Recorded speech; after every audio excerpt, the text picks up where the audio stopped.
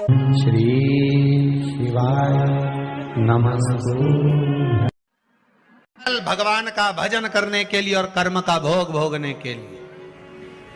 भजन करो, भोग भोगो। पूर्व में करा है, आज भोगेंगे। तो मनुष्य की देह में ही ज्ञात होता है कि हमने कुछ करा होगा, इसलिए हमको दुख मिल रहा है। हमने करा होगा तो हमको तकलीफ मिल रही है।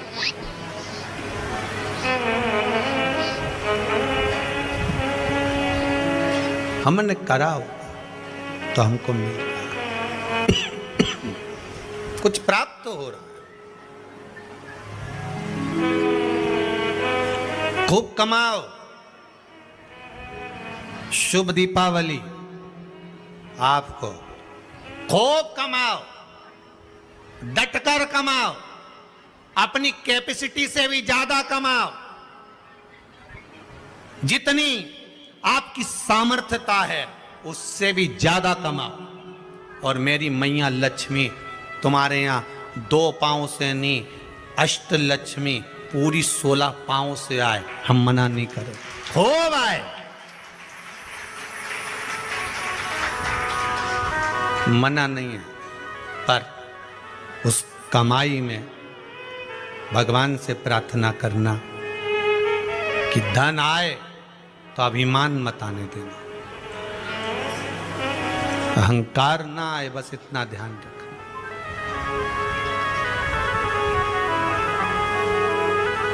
लाल चंदन का जो जल होता है, ये व्यक्ति के जीवन में जो धन कहीं रुक गया, अटक गया, नहीं दे रहा, बेलपत्री के वृक्ष के नीचे, जड़ के नीचे सिंचन करने से वो प्राप्त होता है।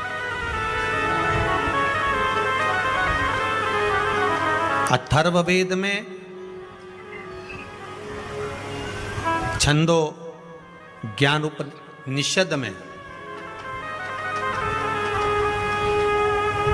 दोनों में,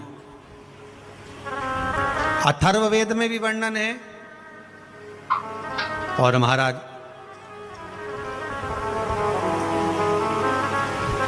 वर्णन किया गया कि पीपल के वृक्ष की जो जड़ होती है, बेलपत्री के वृक्ष की जो जड़ होती है,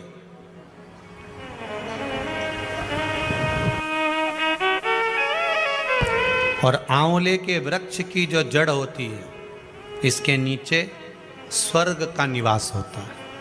किसका निवास है? स्वर्ग का निवास है।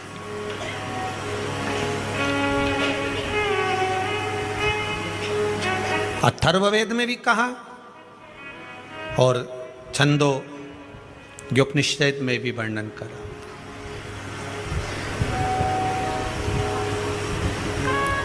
एक पीपल, एक बेलपत्र, एक आंवला, इनके जो जड़ है वो जड़ के नीचे स्वर्ग का निवास। ये जहां लगे,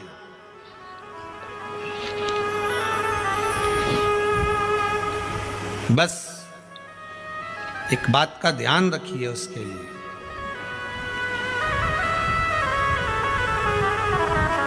कि जहां पर ये वृक्ष होता है और उस वृक्ष के नीचे बैठकर हम जब किस जल का सिंचन कर रहे हैं, जैसे अभी आपको कहा था कि जल में अगर लाल चंदन मिला हो और आप बेलपत्री के जड़ में सिंचन कर रहे हैं तो लक्ष्मी की आवक बढ़ेगी। ना अटक गया, नहीं आ रहा, आएगा।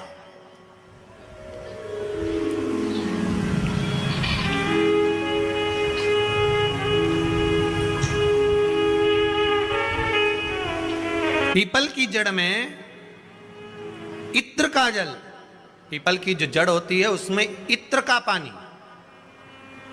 थोड़ा सा जल, उसमें थोड़ा सा इत्र का भाग हो महाराज, और आप भगवान पीपल देव, पिपलेश्वर महादेव का स्मरण कर कर पीपल की जड़ में अगर जल चढ़ा रहे हैं और मान लो शरीर में कोई कष्ट हो गया है, शरीर में कोई रोग हो गया है, कोई मालूम पड़े ये हाथ 4 दिन से दुख रहा है, या 4 दिन से ये नस दब गई है, या ये कमर दब रही है, तो आप 2-4 दिन कर देखो। कलश के अंदर जल, जल में इत्र का थोड़ा सा भाग, पीपल की जड़ के नीचे आप उसका सिंचन करिए पिपलेश्वर महादेव के नाम से। उस जल को थोड़ा सा भाग लेकर आ जाओ, उसी में से जो चढ़ाया है, और उस स्थान पर जहां कष्ट है उसको लगाना प्रारंभ करिए। 2 दिन 3 दिन कर कर देखो। प्रैक्टिकल करने में क्या जाता है? सीवर वाला महाराज झूठ बोल रहा हो तो प्रैक्टिकल करने में क्या जाए, अपने करते रहो। जिन जिन ने प्रैक्टिकल करे उनका रिजल्ट यहां सामने है, जिन जिन ने करे। और अभी और पत्र दे गए पढ़ने के लिए, हो अभी कहीं का भजन आएगा जब देख लेंगे। करते रहो। तीसरा, महाराज आंवले के वृक्ष की जड़। आंवले के वृक्ष की जो जड़ होती है, इसके नीचे शिव महापुराण की कथा कहती है, विष्णु पुराण कहती है, स्कंद पुराण कहती है महाराज कि भगवान नारायण स्वयं इस जड़ के नीचे अपना विश्राम करते हैं महाराज। इस जड़ के नीचे प्रयास करा करो। 1 चुटकी हल्दी, कितनी? मात्र 1 चुटकी हल्दी। आंवले के वृक्ष के नीचे भगवान हरि हर महादेव, कौन से महादेव हैं? हरि हर महादेव के नाम से रखकर उस पर पूर्व मुख कर कर, पूर्व की ओर मुख कर कर जल समर्पित करना प्रारंभ कर दीजिए। आप अगर प्रयास करेंगे शुक्रवार की शुक्रवार करें, या नवमी की नवमी करें, अष्टमी की अष्टमी करें, प्रदोष की प्रदोष कर लें, सोमवार की सोमवार कर लें, तो आंवले की जड़ के नीचे अगर हमने हल्दी रखकर जल का भाग समर्पित करा है पूर्वभिमुख होकर, तो अगर व्यापार नहीं चल रहा है, 1 हफ्ता हो गया बैठे हुए हो, कोई ग्राहकी नहीं है, तो 1 बार करो। दूसरी बार करने जाओगे तो आप अपने आप दौड़ कर जाओगे कि मेरा 1 हफ्ते से व्यापार अच्छा चल रहा है। आप दूसरी बार करोगे तो आपको ये ज्ञान उपदेश ये प्राप्त हो जाएगा, अपने आप रिजल्ट सामने आएगा कि हाँ, हमने आंवले के वृक्ष के नीचे हल्दी को समर्पित करा था, और उसको चढ़ाने के बाद हमने जो जल चढ़ाया है उसका फल हमको प्राप्त हुआ, उसका फल हमें मिला है।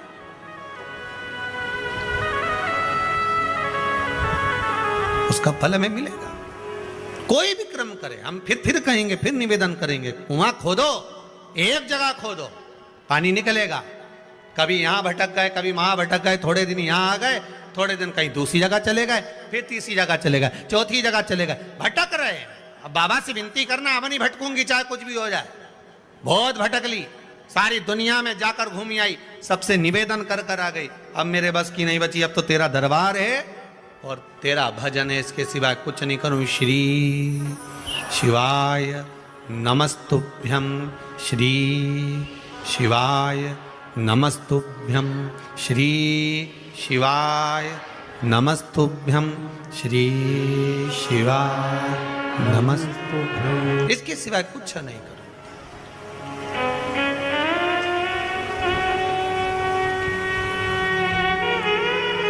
हमारा भजन मूल हो जाए। एक विदल और उत्पल 2 असुर हुए। पार्वती मैया ने जो भजन करा था, स्मरण करा था, शिव मिले थे, उनकी भक्ति दृढ़ थी। विदल और उत्पल ने एक बार माता पार्वती जी को देखकर बड़े आनंद के साथ उनकी ओर लोभित हो गए, उनकी ओर आसक्त हो गए।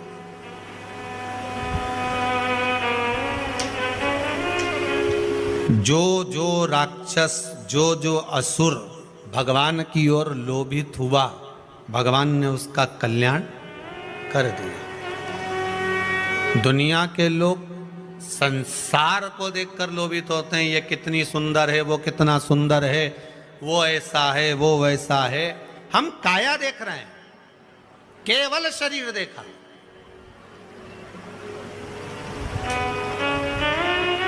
आधे से ज्यादा रिश्ते तो ये काया के चक्कर में गड़बड़ हो गए। लड़का अच्छा है साहब, लड़की बहुत बढ़िया है, दिखने में तो कई जोरदार।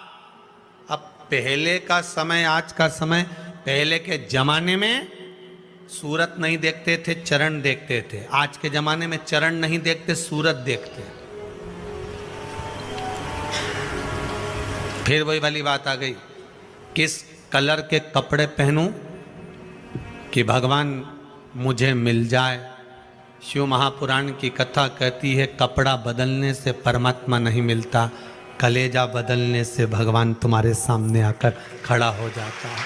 कलेजा बदलना, गुरु जी के उपाय। कपड़ा बदलते बदलते तो जिंदगी निकल जाएगी, भगवान नहीं मिलेगा। चैनल को सब्सक्राइब और लाइक करें। श्री शिवाय नमस्तुभ्यं। पूरी जिंदगी निकल गई। क्या हुआ कपड़ा बदलने से?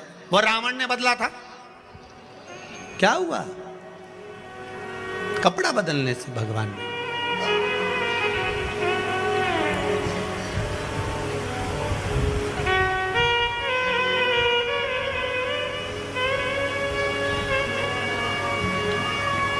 महाराज,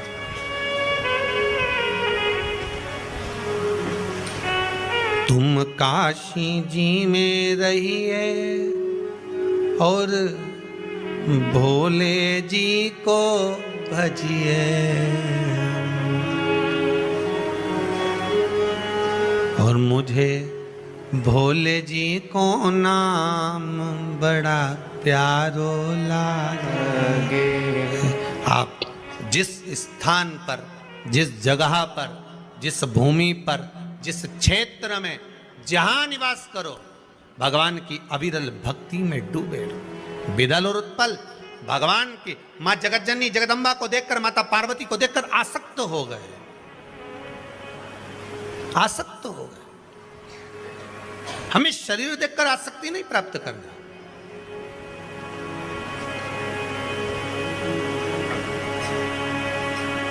महाराज,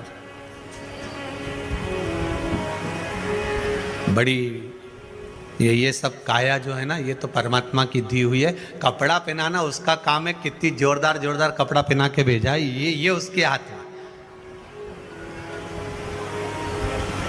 अब ये कपड़े की दुकान वाला जानता है कि कौन सा कपड़ा पानी में डालते से ही छोटा पड़ जाए। बोले सही है कि गलत है?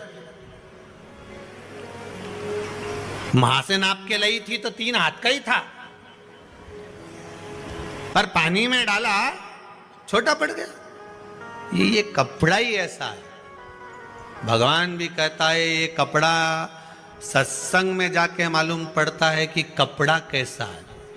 नहीं तो कई कई का कपड़ा तो बस पानी में डाला सुकड़ी गया, कहीं कहीं का कपड़ा तो पानी में डालते से कलर छूट जाए। ऐसा संसार में भगवान पैदा करा मनुष्य को।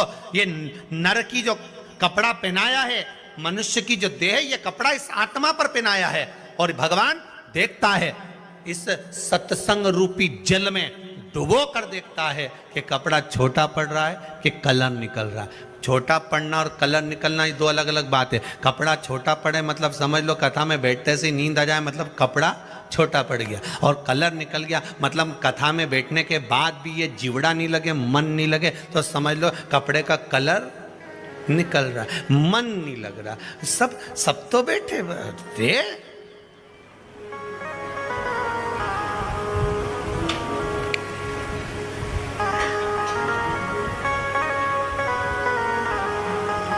हमसे ही कई लोग कहे, महाराज जी, कई महाराज उन कथा कहते हैं और आप कथा कहते हो।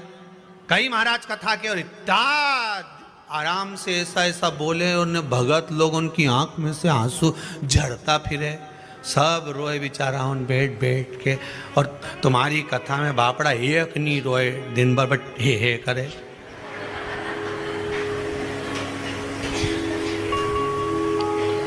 और तुम भी व्यासपीठ पे बैठ के बस हंसता रहो ने ठिठोली करता रहो। है तुम्हारी भी आंख मांख में आंसू नहीं आए, और बाकी का महाराजन तो कथा के नहीं बापड़ा सब झड़ता फिरे। 25 बार मुंडा साफ कर ले, 2-4 बार तो सपेट ले। अब तुम तो, तुम्हारी संपट नहीं पड़ेगी, तुम सब ठिठोली, सब हंसे और तुम भी हंसो। अरे भैया, पूरे ब्रज में घूम लेना, पूरे ब्रज में घूम लेना, और एक बार ब्रज में घूमने के बाद में नंदगांव जाना, गोकुल जाना। कौन कौन गया जरा हाथ उठा, जितने लोग उठाए सब उठाओ जो नंदगांव गोकुल गए। मां क्या करते हैं, घुटने घुटने चलो, जम के हंसो। अब उस समय पे तुम्हें हंसी आती है पर नहीं, पर तुम्हें हंसना पड़ता। बोलो सही है कि गलत है? क्यों हंसाते हैं नंदगांव में, क्यों हंसाते हैं गोकुल में, क्यों हंसाते हैं ठाकुर जी के सामने?